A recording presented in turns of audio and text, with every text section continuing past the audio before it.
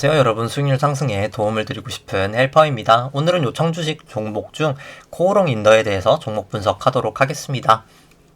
진행 순서는 일단 코오롱 인더 부문별로 어떤 일을 하는지 조금 설명드리고 실적들에 대해서 조금 설명드리고요.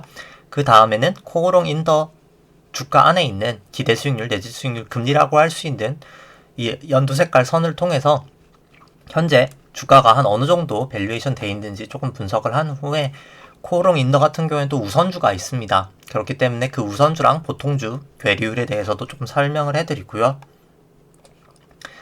그 다음에는 이제 코오롱 인더에 대해서 조금 실적 추정치와 과거 실적을 조금 보여드린 다음에 이제 FCF 잉여 현금 흐름이라는 밸류에이션 모델을 통해서 코오롱 인더의 한 목표 주가를 조금 설정해 보도록 하겠습니다. 그리고 이제 마지막으로 코오롱 인도의 이제 차트 분석을 조금 해드리도록 할 텐데요. 이제 차트는 초장기 추세인 구주봉과 중기 추세인 주봉, 단기 추세인 일봉 순으로 설명드리도록 하겠습니다. 그럼 다시 처음으로 돌아가서 이 코오롱 인더가 어떤 부문을 영위하고 있는지, 그리고 현재 실적이 조금 어떻게 되고 있는지 그 부분에 대해서 설명드리도록 하겠습니다. 부문은 총 5부문으로 나눠지고요. 처음부터 좀 설명을 드리도록 하겠습니다. 가장 처음은 이제 과거에 가장 영업이익률이나 이제 매출 비중이 높았던 산업자재 부분이고요. 산업자재 부분은 타이어 코드랑 에어백, 아라미드, 수소 연료전지 등을 이제 만들고 있습니다. 현재 실적에 기여하고 있는 것은 타이어 코드, 에어백, 아라미드가 가장 큰 비중을 차지하고 있고요. 일단 좀 간단하게만 어떤 건지 제품인지 설명을 드리면, 이 타이어 코드 같은 경우에는 타이어 고무 내부에 들어가는 섬유 재질의 보강재라고 생각하시면 되고요. 이 타이어를 어떻게 보면은 조금 형태를 유지할 수 있고 내구성과 주행성을 더 높여주는 그런 부품이라고 생각하시면 됩니다. 그리고 에어백은 뭐 다 아시는 자동차에 들어가는 뭐 에어백이고요. 동사가 에어백 같은 경우에는 국내 한 70%에서 80% 시장 점유율을 보유하고 있고요. 그리고 말씀 아까 못 드렸는데 타이어 코드 같은 경우에는 글로벌하게 한 세계 3위 정도의 시장 점유율을 보유하고 있습니다. 그 다음에는 이제 아라미드고요. 아라미드 같은 경우에는 원래 방탄복에 사용될 섬유로 만들어졌었으나 현재는 이제 5G 광랜 케이블용 섬유로 좀 각광을 받고 있습니다. 그 다음에는 이제 수소 연료 전지고요. 동사가 이제 조금 차세대 신규 성장 동력으로 약간 추진하고 있는 부분입니다.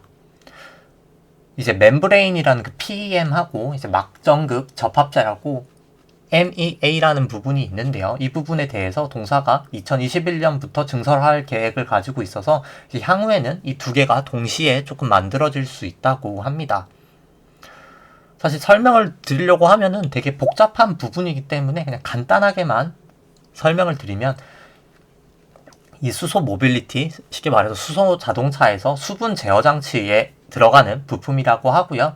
이 수소 연료 전지에 또 들어가는 부품이라고 생각을 설명이 되어 있더라고요. 그리고 이제 현재 이 관련된 시장 전망에 대해서는 한 25년도 정도의 글로벌 연료 전지 시장 규모가 한 PEM 쪽이 1조 원 정도 된다고 하고요.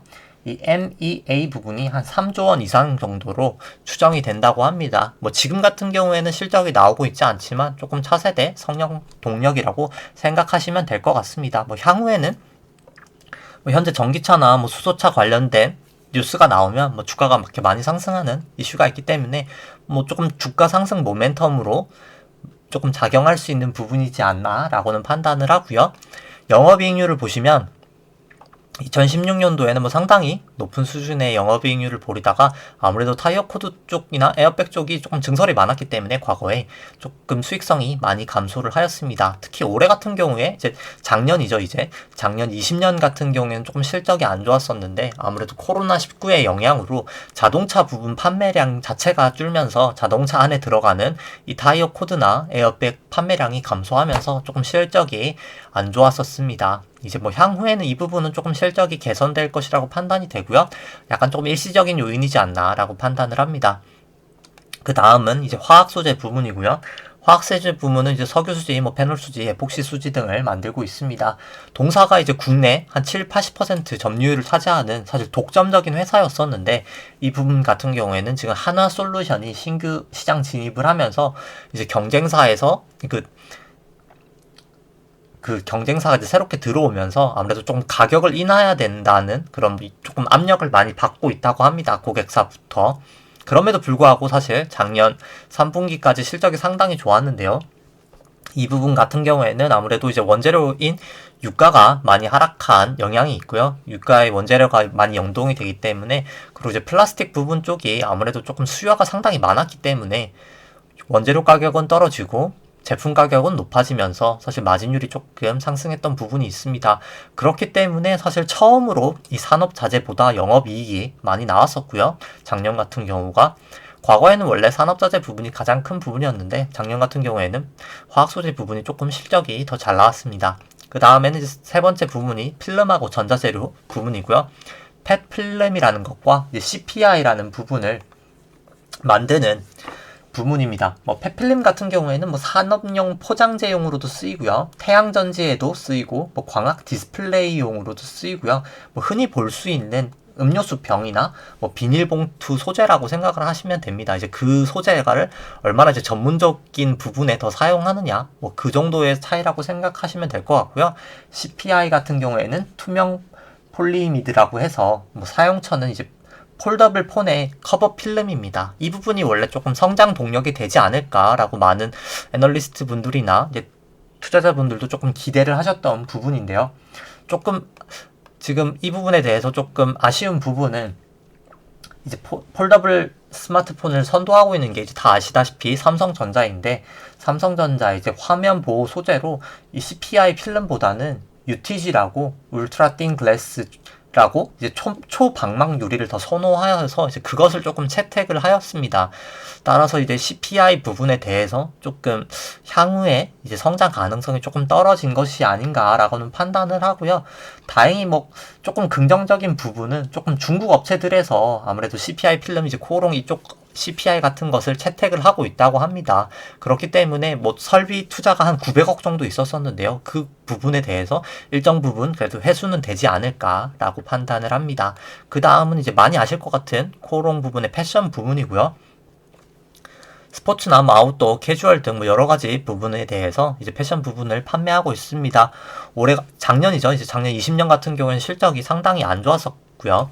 아무래도 이제 코로나 관련해서 이슈가 터지면서 조금 실적이 저하된 부분도 있었고, 자사 온라인 패션몰 마케팅 비용도 조금 늘면서 실적이 저하되었습니다. 물론 근데 작년뿐만 아니라 재작년에도 실적이 안 좋았었는데요. 아무래도 좀 등산복 관련해서 조금 매출 비중이 높았는데 이제 등산복에 대한 인기가 과거 대비해서 많이 조금 식으면서 조금 수익성이 떨어지고 있습니다. 이 부분도 아무래도 새로운 브랜드를 약간 론칭해야 될 필요성은 있어 보이고요.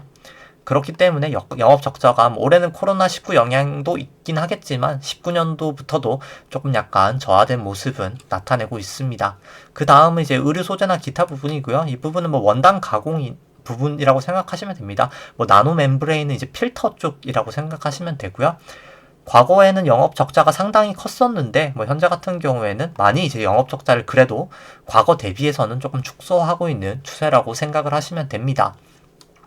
전체적인 동사 영업이익률 같은 경우에는 2016년 6.1% 수준까지는 못 미치지만 과거 한 2017년부터는 한 4% 정도 수준을 그래도 유지하고 있는데, 올해 같은 경우에는, 작년이죠. 2020년 같은 경우에는 조금 코로나19의 영향으로 이 산업자재 부분하고 패션 부분이 조금 영향을 받으면서 한 3.2% 정도로 하락을 하였습니다. 그 다음은 이제 코오롱 인더 주가 안에 있는 내재 수익률을 통해서 매매 타이밍을 한번 잡아보도록 하겠습니다. 이 파란 색깔 선이 코오롱 인더의 주가이고요. 과거 대비해서는 사실 주가가 상당히 많이 하락을 하였습니다. 과거에는 거의 12만원을 넘었었는데요. 현재 주가는 거의 4만원 조금 넘어간 수준이기 때문에 주가가 많이 하락을 하였습니다. 그리고 이 연두 색깔 기대 수익률에 대해서 조금 설명을 드리면, 높을수록 주가가 저평가된 것이고요. 낮을수록 주가가 고평가되어 있다고 생각을 하시면 됩니다. 이 2016년 중반 부분이 가장 고평가된 부분이고요. 그렇기 때문에 이 부분에서 주가가 이렇게 추세적으로 계속해서 하락을 하였습니다. 2020년 코로나 같은 경우에는 주가가 많이 급락을 하면서 이렇게 주식이 싸다라는 신호가 나왔고요. 현재도 좀 주가가 상승하면서 많이 내려왔지만 과거 대비해서는 충분히 상승 여력이 있는 것으로 판단이 됩니다. 이 보라색 선 같은 경우에는 이 연두 색깔 선을 국고채 10년 금리로 나눈 수치고요. 보통 이제 연방준비은행에서 많이 사용하기 때문에 이 페드 모형이라고 불리는데, 이 연두 색깔 선을 금리를 보정한 선이라고 생각하시면 됩니다. 현재 매우 저금리 상황이기 때문에 과거 대비해서는 충분히 상승 여력이 있는 종목이라고 판단이 되고요. 그리고 우선주랑 보통주 비율 조금 설명드리면, 과거 한 2011년, 12년도에는 우선주랑 보통주 비율이 거의 2%까지 하락을 했던 적이 있었습니다. 이때 같은 경우에 우선주를 사시는 게 정말 필요했을 것 같고요. 지금 같은 경우에는 거의 한 55%, 53% 정도 수준이 되네요. 과거 대비해서는 사실 이 정도면 많이 올라왔다라고는 볼 수 있지만, 과거 추세상으로는 사실 대부분 국내 주식들이 한 50%에서 90%까지는 되기 때문에, 저는 개인적으로 매수하신다면 그래도 우선주가 중장기적으로 보유를 하신다면 더 낫지 않을까라고는 개인적으로 판단을 합니다. 그 다음은 조금 코오롱 인더의 FCF로 조금 밸류에이션을 했을 때 목표 주가가 얼마 나오는지 조금 보여드리면, FCF라는 밸류에이션 모델을 통해서 잉여현금 흐름이라는 모델인데요. 이것을 통해서 목표 주가를 설정하면 현재 주가가 약 한 42,000원 정도 되는데요. 영구적으로 한 25년 이후부터 회사의 성장률이 한 3%가 된다고 가정을 했을 때 목표 주가가 한 10만원 정도가 나오게 됩니다. 현재 주가가 거의 42,000원인 거에 비해서는 상당히 높은 수치고요. 한 140% 정도 상승 여력이 있다고 나옵니다. 그럼 이 밸류에이션을 조금 어떻게 계산을 하는지 바로 설명을 드리면, 이 잉여현금 흐름이란 이 영업현금 흐름에서 캐펙스를 차감하여 계산을 하게 됩니다. 그렇게 되면 이제 잉여현금 흐름이 나오게 되고요. 이 영업현금 흐름이란 회사가 이제 물건을 팔아서 번 매출액에서요, 이제 물건을 만드는 데 들어가는 이제 매출 원가를 차감하고요. 인건비나 광고비, 이자 비용, 법인세 등을 다 차감한 회사가 벌어들인 순 현금이라고 생각하시면 됩니다. 그리고 이제 캐펙스 같은 경우에는 회사가 이제 건물이나 공장을 투자하는데 들어간 투자 비용이라고 생각하시면 되고요. 그러면 결국 회사가 벌어들인 돈에서 투자 비용을 차감하게 되면 이제 잉여현금 흐름이 나오게 됩니다. 저 같은 경우에 25년도에 이 잉여현금 흐름이 한 1,400억 정도는 나올 수 있지 않나 라고 판단을 하였고요. 그것을 다 이렇게 현재가치화해서 합산을 하게 되면 동사의 주가가 약 한 10만원 정도까지는 올라갈 수 있는 내재가치가 있다 라고 나오게 됩니다. 그 다음에는 조금 이제 과거 실적들에 대해서 조금 간단하게 설명을 드리도록 하겠습니다. 동사 같은 경우 이제 캐펙스부터 좀 설명해 드리면, 캐펙스 투자 금액이 상당히 많았었습니다. 동사가 사실 투자가 상당히 많았었거든요. 이 투자가 어느 부분이 있었냐면은 이제 타이어 코드 부분도 베트남 공장 쪽에 추가를 하였었고요. 마곡 산업단지 쪽도 투자를 하였고, CPI 아까 말씀드린 그 폴더블 폰에 들어가는 필름 부분도 투자를 하였고, 대부분의 투자를 많이 조금 진행을 하였습니다. 그렇기 때문에 거의 한 2018년까지는 상당히 캐펙스 금액이 거의 2천억에서 최대 한 4,500억까지도 투자가 되었었고요. 그렇기 때문에 아까 말씀드린 잉여현금 흐름이 계속 좀 적자가 났었습니다. 대부분. 그랬었는데 이제 투자가 상당 부분은 마무리가 지금 된 상황이고요. 남아있는 투자가 이제 베트남 2공장, 이 타이어 코드 2공장이 조금 남아있고요. 이거 관련해서 한 1,100억 정도 투자가 남아있고요. 조금 공시도 있었었는데요. 잠시 제가 공시를 조금 보여드리면,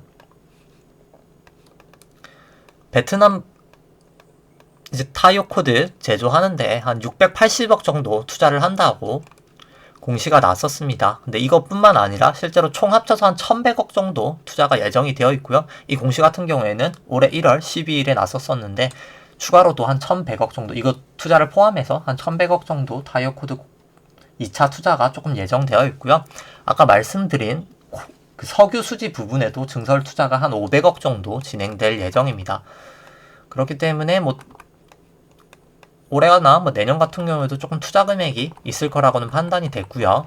그 다음에 조금 과거 실적들에 대해서 설명을 드리면 2014년부터 일단 2020년까지 조금 설명을 드리면 매출액 같은 경우에는 뭐 사실 유가가 급락하면서 동사의 제품들이 대부분이 다 유가에 조금 연동이 많이 되기 때문에 유가가 이 당시에는 거의 뭐 $100도 됐었죠. 뭐 $100 됐다가 뭐 최저 한 25까지 뭐 선물 기준으로는 작년 같은 경우에 뭐 마이너스도 갔었죠. 뭐 근데 지금 같은 경우 한 $52인 것 때문에 뭐 매출액이 조금 많이 감소는 하였고요. 매출은 많이 감소하였지만 영업이익 같은 경우에는 그래도 뭐 한 2014년 같은 경우에는 2019년 같은 경우에도 한 1,700억 정도 나왔습니다. 올해 같은 경우에는 아까 말씀드렸듯이 이제 코로나19 영향으로 이제 뭐 타이어 코드나 에어백이 자동차가 조금 덜 팔리면서 매출이 저조했던 부분이 있었고요. 이제 패션 부분 매출 저조한 것도 있고요. 에비타 같은 경우에는 영업이익에다가 이제 비현금 항목인 감가상각비를 이제 더한 수치인데요. 이거 같은 경우에는 이제 과거 뭐 한 4,700억까지도 영업 에비타 수치가 나왔다가 올해 같은 경우에는 한 3,700, 한 3,800억 정도 나올 것 같고요. 2021년 이제 올해 같은 경우에는 한 4,300억 정도 나올 것 같습니다. 당기순이익 같은 경우에는 2015년도에는 한 마이너스 1,400억이 났었는데요.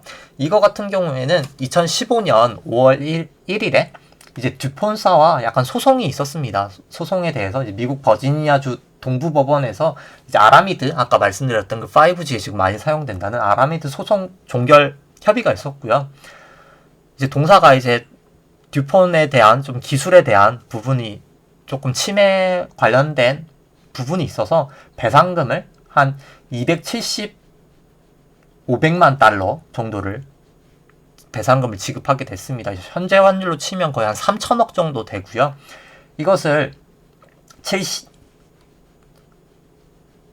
한 7,100만 달러, 그러니까 100만 달러를 제외한 100만 달러 정도에 대해서는 이제 5년간 분납을 하라는 그런 재판이 있었기 때문에 그 부분을 이제 손실로 반영하면서 2015년도에 상당히 좀 적자가 났었고요. 매년 그 분담금을 계속 조금 지출을 해야 되기 때문에 영업현금 흐름 자체에도 조금 부담이 됐었지만 이게 2019년도에 다 종결이 되었습니다. 다 완납을 하면서 끝났고요. 이 부분은 조금 동사에는 호재라고 판단이 되고요.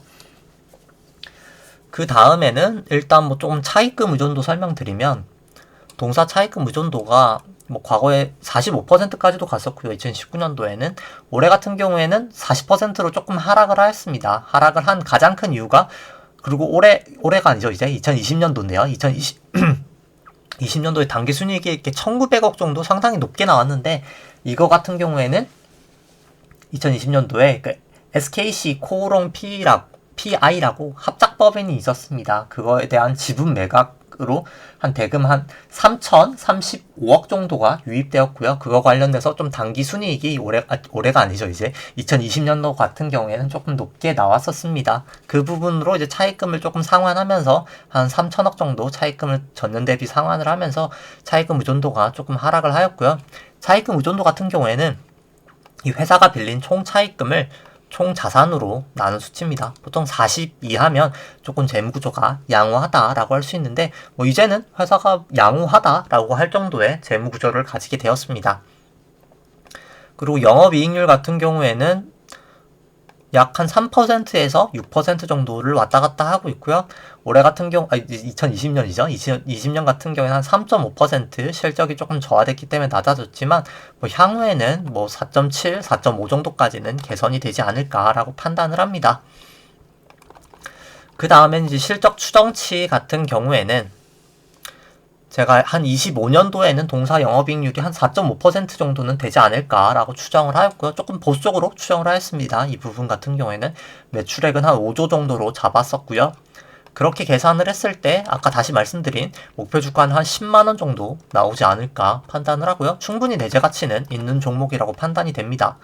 퍼 같은 경우에는 이제 2020년 같은 경우에는 아무래도 그 SKC 코오롱 PI 지분 매각 때문에 당기순이익이 조금 비경상적으로 증가한 부분이 있었기 때문에 퍼가 한 6배 정도 나왔지만 올해 같은 경우는 13배 정도 나올 것 같고요. 현재 주가가 계속해서 유지가 된다고 했을 때 펀 한 11배 정도까지는 떨어질 수 있을 것 같습니다. PBR 같은 경우에는 한 0.5에서 0.45 정도까지는 떨어질 수 있을 것 같고요. 그러면 이제 마지막으로 동사에 일단 차트 분석 해드리면서 오늘 방송을 마지막으로 하도록 하겠습니다. 일단 초장기 추세인 구주봉이고요. 이 선들을 조금 설명드리면 이 선 파랑 색깔 선은 일목균형표의 9일 후행 스팬입니다. 9일 후행 스팬이 아니고요. 일목균형표의 전환선입니다. 그리고 이 초록 색깔 선이 일목균형표의 기준선이고요. 이 주황 색깔 선이 일목균형표의 9일 후행 스팬입니다. 그리고 이 세피아 색깔이 일목균형표의 26일 후행 스팬이고요. 현재 주가는 사실 상장되고 나서 이제 분할이죠. 정확하게는 일단 코오롱 인더로 상장이 되고 나서는 주가가 이렇게 추세적인 하락을 보이면서 사실 대부분의 기간을 이 전환선과 기준선을 하회한 상태에서 있었습니다. 그럼에도 불구하고 코로나 이후로 조금 주가가 상승을 하면서 현재 전환선을 상회를 하였고요. 이 9일 후행 스팬도 주가보다 위에 있는 게 호전이라고 하는데 이제 호전이 드디어 되었습니다. 그렇기 때문에 개인적으로 저는 이제 조금 상승 추세의 초입 단계에 접어들지 않았나 라고는 판단을 하고요. 가장 안전하게 투자한다면 이 기준선까지 돌파하면 매수하시는 거지만 이 기준선하고 현재 주가가 사실 상당한 거리가 있기 때문에 지금 당장 전환선을 넘어서 매수를 하셔도 크게 무리는 없지 않을까라고 판단을 합니다. 그리고 이 땡땡땡땡 선이 파라볼릭 SAR이라는 보조지표인데요.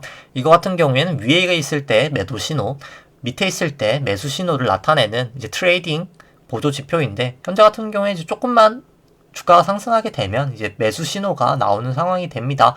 가장 안전하게 생각하신다면 이 구주봉이 파라볼릭이 매수 신호가 나올 때 사시는 게 가장 안전하겠지만 지금도 그래도 상승 추세는 시작이 되었다고는 판단이 됩니다. 그 다음에는 주봉이고요. 주봉을 설명드리면 주봉 같은 경우는 주가가 이제 전환선 기준선 다 위에 있고 후행 스팬들도 다 호전되어 있기 때문에 상승 추세라고 판단이 됩니다. 다만 조금 그래도 리스크 요인이라고 판단이 되는 거는 보통 이렇게 선행 스팬을 돌파하고 나서는 이 파란 색깔과 이 빨간 색깔 영역을 이제 일목균형표에서 선행 스팬이라고 하는데요. 동사가 사실 상당히 긴 기간을 이 선행 스팬을 돌파하지 못하고 있었습니다. 그러다가 이 코로나 기간에 주가가 이제 상승하면서 이 선행 스팬을 돌파하게 되었는데요. 보통은 이제 돌파를 하고 나서 약간 이렇게 선행 스팬 바닥을 조금 닫고 이렇게 상승을 하는 경우가 많기는 합니다. 물론 이 부분에서 이미 한번 하락을 했기 때문에 끝나서 그냥 이렇게 바로 상승을 할 수도 있고요. 여러 가지 가능성이 있기는 한데 보유하고 계신다면 이 전환선을 깰 때 조금 일부 매도하시고 이 기준선을 깰 때 조금 일부 매도하신 다음에 만약에 주가가 재차 전환선 이 기준선과 전환선을 넘어갈 때 다시 조금 재매수하시는 전략을 권해드리고요. 바로 일단 전환선을 하회하지 않고 주가가 계속해서 상승을 한다 하면 그때는 그냥 계속 보유하고 계신 전략이 맞지 않을까 판단을 합니다. 그 다음에는 일봉이고요. 일본 같은 경우에는 현재 일단 최근에 코오롱 인더를 사실 포함한 모든 종목들의 사실 주가가 조금 많이 빠지고 있기 때문에 하락하면서 이 전환선을 하회를 하였습니다. 그렇기 때문에 조금 가지고 계셨다면 이익 실현, 일부 매도가 가능했을 것이라고 판단이 되고요. 주가가 조금만 횡보하거나 하락하면 이 9일 후행 스팬도 역전이 되기 때문에 지금 같은 경우에는 조금 일부 매도하고 만약에 주가가 이 기준선까지 하회를 하면 조금 전략 매도를 하신 다음에 주가가 이 선행 스팬 상단에서 반등을 할지 선행 스팬 하단에서 반등을 할지 아니면 그냥 이 기준선까지 해서 하락을 하고 반등을 할지 아니면 그냥 다음 주로도 바로 반등을 할지는 사실 아무도 모릅니다. 그렇기 때문에 이 기준선을 깨면 일단은 매도하시고 주가가 다시 이 기준선을 재차 돌파를 하면 그때 일부 매수, 이 전환선까지 다시 돌파하면 그때 조금 재매수하시면서 추세를 타는 게 필요하지 않을까 판단을 해봅니다. 차트 분석은 저희가 바닥에 사서 천장에 팔자가 목적이 아니고요. 무릎에 사서 어깨에 팔자기 때문에 일단 기준선을 하회하면 매도하시고 주가가 재차 기준선과 전환선을 돌파하면 그때 매수하시는 전략을 하시는 게 좋지 않을까라고 판단을 하면서 오늘 방송은 여기까지 하도록 하겠습니다. 좋아요와 구독 눌러주시면 감사하겠습니다.